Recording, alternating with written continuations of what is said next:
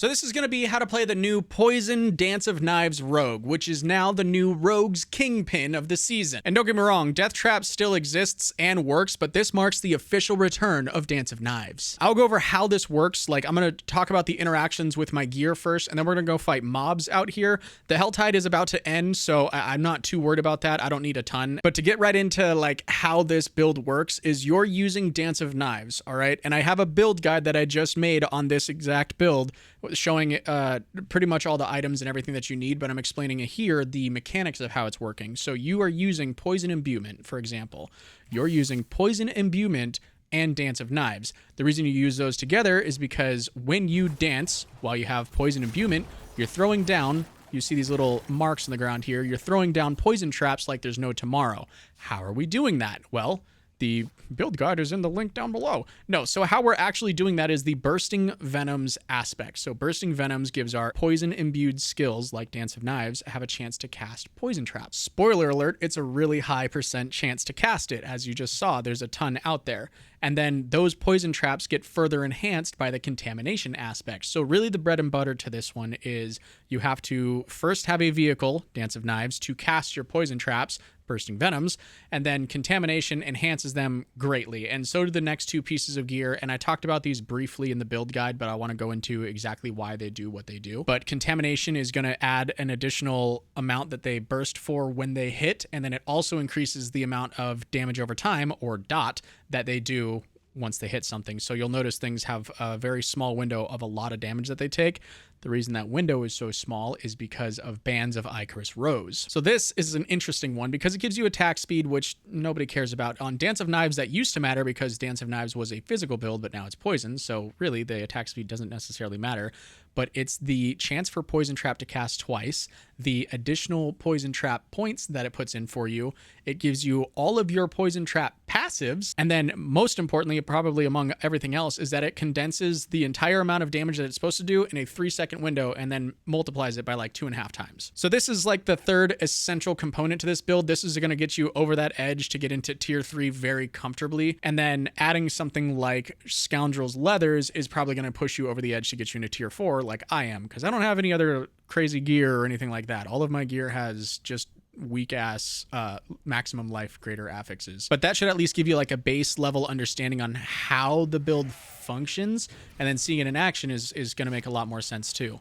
One of the other items that we are using is an aspect called Inner Sight or True Sight, and that is so that your specialization Inner Sight gives you a ton of bonus damage whenever it's active, and it's active pretty often. Like this person has the mark on them. The moment I hit them, now we have Inner Sight active, just like that. So our globe is glowing and we're doing bonus damage because of that. So that's the baseline of how this build works. Now we're going to get into a couple of a few cute little intricacies, and there's really not a ton to understand. This build is not very hard at all, so this video is probably going to be like 4, maybe 5 minutes long, but to kind of blast through things. So you always want to have Poison Imbuement on, and you always want to be spinning at a certain run speed. I think what everybody's found is that it's about 180% in total, so that includes like your Dark Shroud Shadows. So I don't have max Dark Shroud Shadows, but that should be, I think it's like 30% that would add. So I'm already at 170% right there, right? And then Dance of Knives itself adds 25. So we're pretty much at 200 always. I have a greater affix of run speed on my boots, so expect to be around 180 unless you have something that functions and builds you into the upper echelon. But at that point, your Dance of Knives will automatically reset all of its charges every time you travel X amount of distance, and I believe that's 34 meters according to the skill. Now what's also great about that is we're going to use the Hit and Run Chaos perk, which is going to give us a massive damage bonus for us traveling distance, which is the entire job of Dance of Knives. So we always want to be moving and covering ground. This is really important because I'm going to talk about concealment and why it helps us build so much. So you have all the run speed, you have your Poison Imbuement, and then you just start spinning, right? So we're going at about 200% speed. The only reason that you ever need to hit the concealment button, which you can do while you're spinning, is if you get CC'd, because then you interrupt your whole flow, your damage goes down like through the floor, which sucks. And then you also probably have a high chance of dying. That's very common with the Dance of Knives rogue. You do a ton of damage, but you can die very fast. And I realize we're only on Torment 2, so this looks way more powerful than it should. Give me 1 second. There we go. See, now we're taking damage. I want to show like how weak this build can actually be if you get hit by stuff, but you also kill things almost immediately. Look at that. You're taking a lot of damage. So as you're spinning around, you don't want to stop. You don't want to get CC'd. You don't want to die to a random fucking chains affix. This season, I swear to God, I have died to chains more than anything else in all of Diablo 4.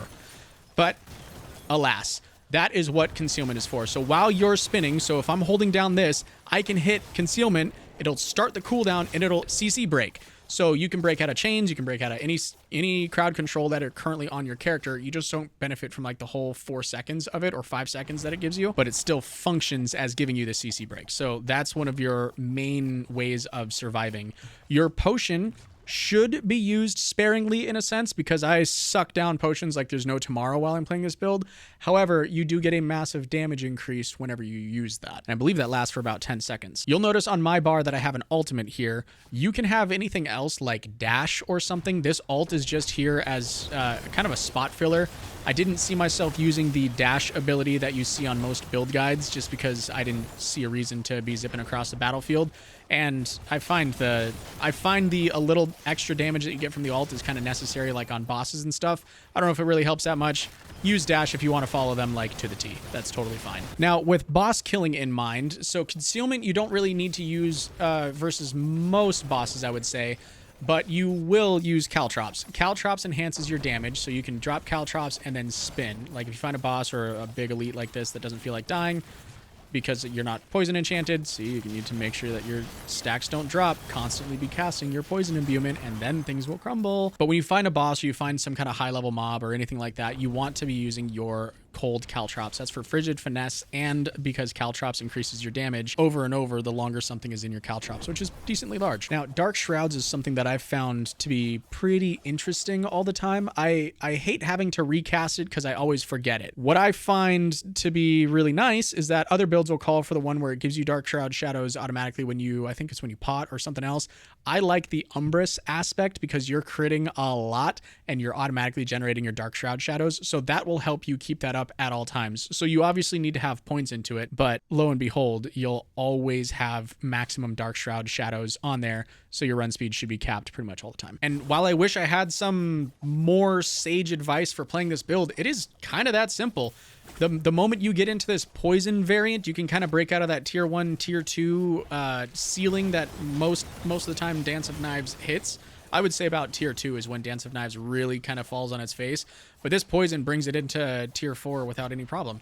You will just die. It is quite common to die as a rogue and as Dance of Knives specifically. I don't know why, I just feel like I'm made out of paper mache. But if there's anything regarding Dance of Knives, which, like I said, is such an easy build, but if there's anything about this that you think needs to be added or that I missed or anything like that, throw it in the comments down below. On your way down there, like this video because it's free and it really helps out the channel here. And please, while you're down there, keep it civil. I'm just kidding. Tear each other apart. No, don't do that. Thank you so much for taking the time to watch this video. If you're bored, YouTube's going to recommend this next one for you. Happy grinding, travelers, and we'll see you in Sanctuary.